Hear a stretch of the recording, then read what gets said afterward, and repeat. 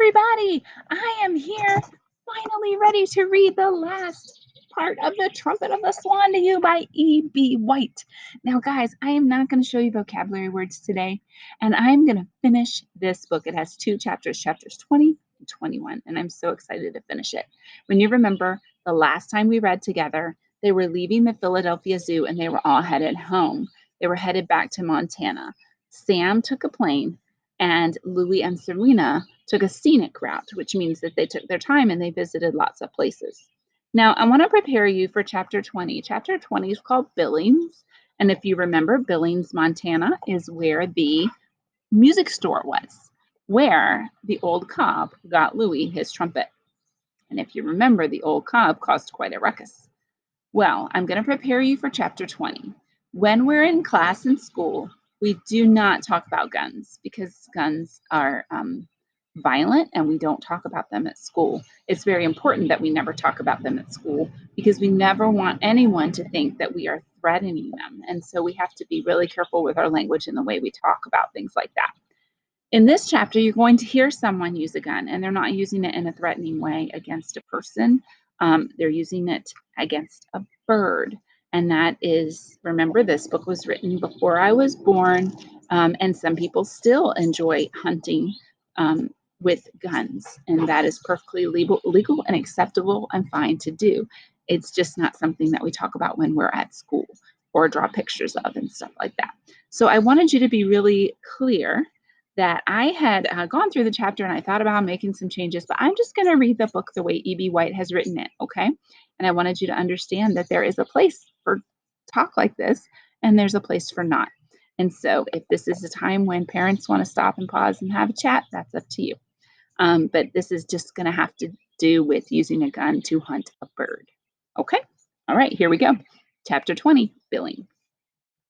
On a bright, clear day in January. Oh, I'm going to put the book in there.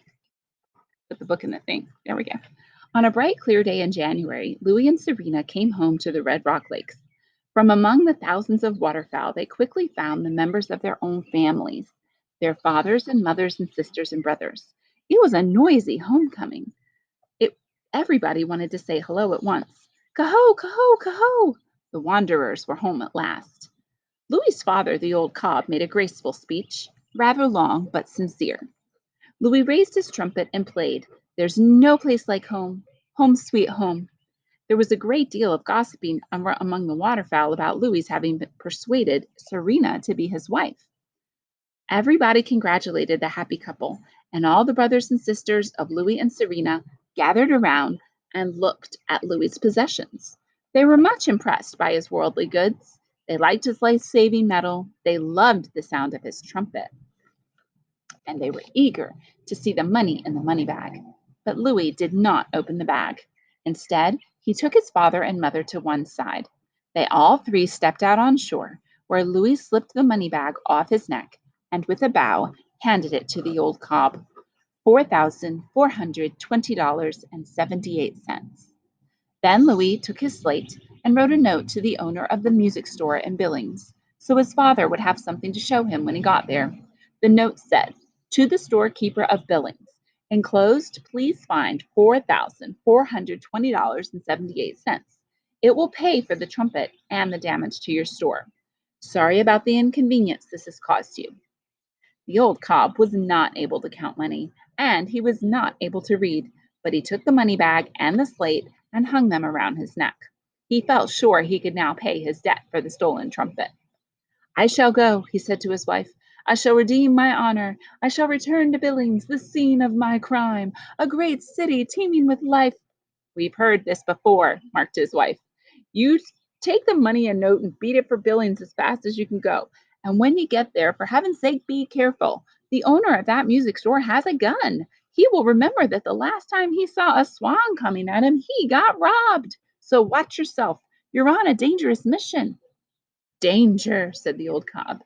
"Danger. I welcome danger and adventure. Danger is my middle name. I would risk my life to redeem my honor and recapture my sense of decency.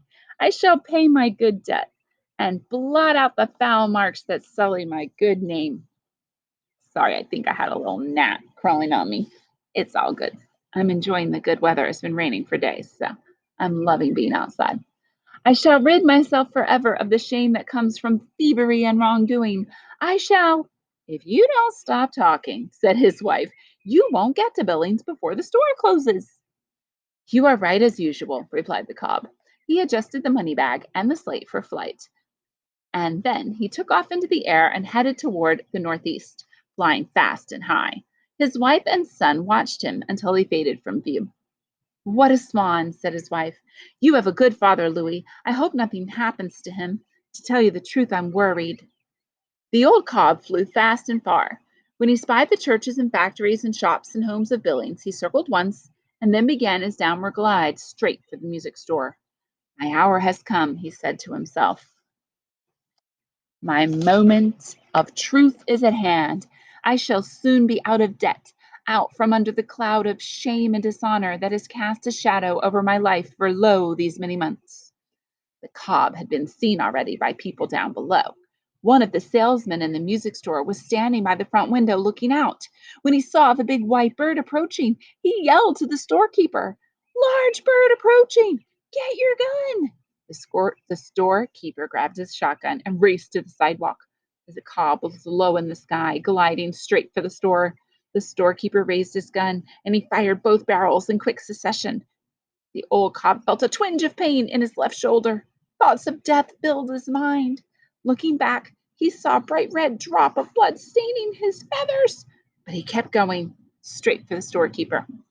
The end is near, he said to himself. I shall die in the performance of duty. I only have a few moments remaining to live. Man in his folly has given me a mortal wound. The red blood flows in a steady trickle from my veins. My strength fails, but even in death's final hour, I shall deliver the money for the trumpet. Goodbye, life. Goodbye, beautiful world. Goodbye, little lakes in the north. Farewell, springtimes I have known with their passion and ardor. Farewell, loyal wife and loving sons and daughters. I, who am about to die, salute you. I must gracefully, as only a swan can. I must die gracefully, he said, as only a swan can. With that, he sank to the sidewalk, held out the money bag and the slate to the astonished storekeeper, and fainted away at the sight of his own blood. He lay limp on the sidewalk, to all appearances, a dying swan. A crowd quickly gathered. What's this? Exclaimed the storekeeper, bending over the bird. What's going on here? He quickly read the note on the slate, and then he tore open the money bag and began pulling out $100 bills and $50 bills. A policeman hurried to the scene and started to hold the crowd back. Stand back, he shouted. This swan is wounded. Give him some air. He's dead, said the little boy. The bird is dead. He's not dead, said the salesman. He's just scared. Call an ambulance, screamed a lady in the crowd. A small pool of blood formed under the neck of the old cob. He seemed lifeless, but just then a game warden appeared. Who shot this bird? He demanded. I did, said the storekeeper. Then you are under arrest, said the warden. What for? Asked the storekeeper. For shooting a trumpeter swan. These birds are protected by law. You can't pull a gun on a wild swan. Ooh, so some birds you're allowed to hunt and some animals you're not allowed to hunt. Trumpeter swans are one that you're not allowed to hunt, at least. I don't want to block my mouth from the microphone, at least in this story, in this place and time. There's some pictures. It might not be as bright because I'm outside. Oh, wait, that just might be my sunglasses. I'm sure it's fine. Okay. Well, replied the storekeeper, you can't arrest me. I happen to know this bird. He's a thief. He's the one you should arrest. He's been here before, and he stole a trumpet from my store. Call an ambulance, called another lady. What's that you've got in your hand? Asked the policeman. The storekeeper quickly stuffed the money back into the money bag and held the bag and the slate behind his back. Come on, show it to me, said the police officer. I want to see it too, said the warden. We all want to see it, cried a fellow in the crowd. What's in the bag? The storekeeper sheepishly handed the money bag and the slate to the game warden. The warden stood straight, put on his glasses, and read the note in a loud voice. To the storekeeper of Billings, enclosed please find $4,420.78. It will pay you for the trumpet and the damage to the store. Sorry about the inconvenience this has caused you." At the mention of the sum of money, the crowd gasped. Everyone started talking at once. "Call an ambulance!" screamed the lady. "I'll have to take that money to the station house," said the policeman. "This is a complicated case. Anything that involves money is complex. I'll take the money and keep it safe until the matter is decided." "No, you won't," said the game warden. "The money is mine." "Why?" asked the policeman. "Because," replied the warden. "Because what?" "Because the law says the bird is in my custody. The money was on the bird. Therefore, the money goes to me until this is settled." "Oh, no, you don't," said the storekeeper angrily. "The money is mine. It says so right here on this slate. $4,400, $4,420.78 is mine. Nobody's going to take it away from me." "Yes, they are," said the policeman. "I am." "No, I am," said the game warden. "Is there a lawyer in the crowd?" asked the storekeeper. "We'll settle this matter right here and now." A tall man stepped forward. "I'm Judge Ricketts," he said. "I'll decide this case. Now then, who saw the bird arrive?" "I did," said the salesman. "Call an ambulance!" screamed the lady. That lady keeps saying it over and over again. "I saw the bird too," said a small boy named Alfred Gore. "Okay," said the judge. "Describe what happened, exactly as you saw it." The salesman spoke first. "Well," he said, "I was looking out the window and I saw a swan approaching, so I hollered. The boss got his gun and fired, and the bird fell to the sidewalk. There was a drop or two of blood." "Did you notice anything special about the bird?" asked Judge Ricketts. "He carried money," replied the salesman. "You don't often see any money on a bird, so I noticed it." Just then, a siren started wailing. "Whoa, whoa, whoa." An ambulance came screaming down the street. It stopped in front of the crowd. Two men jumped out. They carried a stretcher and set it down next to where the swan lay. The old cob lifted his head and looked around. "I have been at death's door," he thought, "and now I am returning to life. I am reviving. I shall live. I shall return on strong wings to the great sky. I shall glide gracefully again on the ponds of the world, and hear the frogs, and take pleasure in the sounds of night and the coming of day." As he was thinking these pleasant thoughts, he felt himself being lifted. The ambulance attendants put his slate around his neck, picked him up, laid him gently on the stretcher, and carried him into the ambulance, which had a red light whirling and around and round on top of it. One of the men placed an oxygen mask over the old cob's beak and gave him some oxygen, and away they drove, making a great deal of noise, to the hospital. There he was put to bed and given a shot of penicillin. Now, penicillin is an antibiotic that helps if you have infection. A young doctor came in and examined the wound where the shotgun pellet had hit him. The doctor said the wound was superficial, so that means that it didn't do any real damage. It just kind of nicked the skin and the feathers. It didn't really injure him. Sorry, there's a big bird back there. I can hear it. Okay. Superficial. Oh, interesting that I just told you this, because the book says the old cob didn't know what superficial meant, but it sounded serious. I just told you it's not serious. It's the opposite. Nurses gathered around. One of them took the swan's blood pressure and wrote something on a chart. The old cob was beginning to feel well again. It felt good to be in bed, being cared for by nurses, one of whom was quite pretty. The doctor washed the wound and put a Band-Aid on it. How do you put a Band-Aid on a swan? That's funny. Meanwhile, back on the sidewalk in front of the, I'm guessing it's going to say music store. Yeah, music store. The judge was announcing his decision. "On the basis of the testimony," he said solemnly, "I award the money to the storekeeper to make up for the loss of the trumpet and damage to the store. I am placing the swan in the custody of the game warden." "Your Honor," said the warden, "don't forget that the storekeeper is under arrest for shooting a wild swan." "Your Honor," said, wait, I just read that. "It was a case of false arrest," said the judge wisely. "The storekeeper fired his gun at the bird because he was afraid his store would be robbed again. He did not know that the swan was bringing money to pay for the trumpet. The gun was fired in self-defense. Everyone is innocent. The swan is honest. The debt is paid. The storekeeper's rich, and the case is dismissed." A cheer went up from the crowd. The warden looked sulky. The policeman looked glum. But the storekeeper was beaming. He was a happy man. He felt that justice had been done. "I have an announcement," he said. I'm only going to keep just enough of this money to pay for the stolen trumpet and repair the bills for my store. All the rest will be given to a good cause. If I can just think of the right one. Can anyone think of a worthy cause that needs money? The Salvation Army, suggested a woman. No, said the storekeeper. The Boy Scouts? Suggested a boy. No, said the storekeeper. The American Civil Liberties Union? Suggested a man. No, said the storekeeper. Nobody has thought of just the right place for me to send this money. How about the Audubon Society? Asked a little fellow whose nose looked like the beak of a bird. Audubon Society. So I told you there weren't going to be any vocabulary words this time, but Audubon is a cool word for you to look up. Audubon Society. It has to do with birds. Let's see if the book tells you that. Great, you've got it, cried the storekeeper. A bird has been very good to me, and now I want to do something for birds. The Audubon Society is kind to birds. Yeah.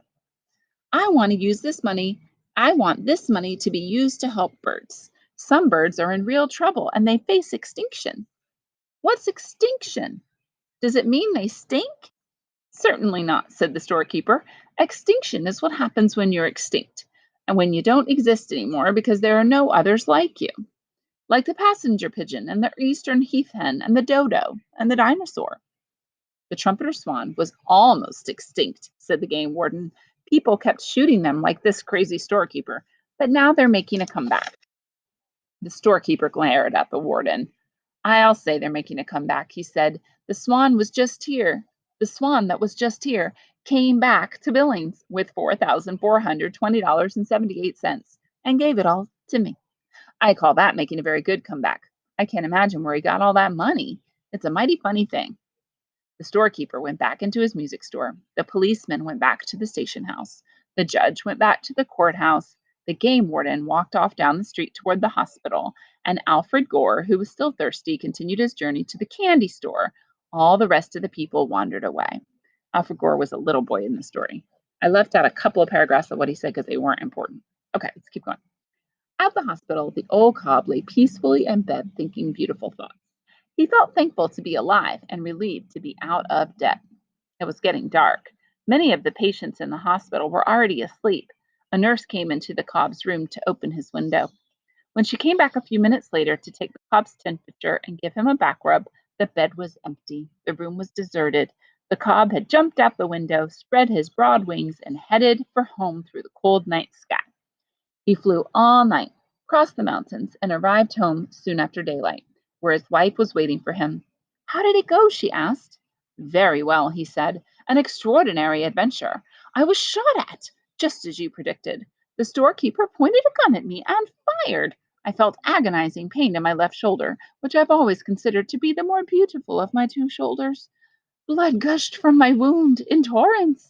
We heard it was just a couple drops. And I sank gracefully to the sidewalk, where I handed over the money and thus regained my honor and my decency. I was at death's door. A great multitude of people gathered.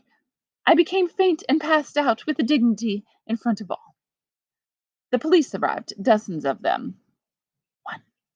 Game wardens flocked to the scene in great numbers. One. And there was a tremendous argument about the money. How did you know all this if you were unconscious? Asked his wife. My dear, said the cob, I wish you wouldn't interrupt me when I'm telling the story of my trip. Seeing my grave condition, someone in the crowd summoned an ambulance, and I was taken to the hospital, where I was put to bed. I looked very beautiful lying there, and my black bill contrasting with the snowy white sheets. Doctors and nurses attended me and comforted me in my honor and suffering and pain. You can judge how serious my wound was when I tell you that one of the doctors examined it and said it was superficial. He doesn't know what superficial means. It doesn't look bad to me, said his wife. I think you just got nicked. If it had been bad, you couldn't have flown home so soon. Anyway, superficial or not, I'm glad to see you home safely. I always miss you when you're gone. I don't know why, but I do. And with that, she placed her head across his neck and gave him a slight nudge. Then they had breakfast and went for a swim in an open place in the frozen lake. The cop pulled his band-aid off and threw it away. That was chapter 20. I'm going to stop and read chapter 21 right now and upload them both at the same time. See you in a second.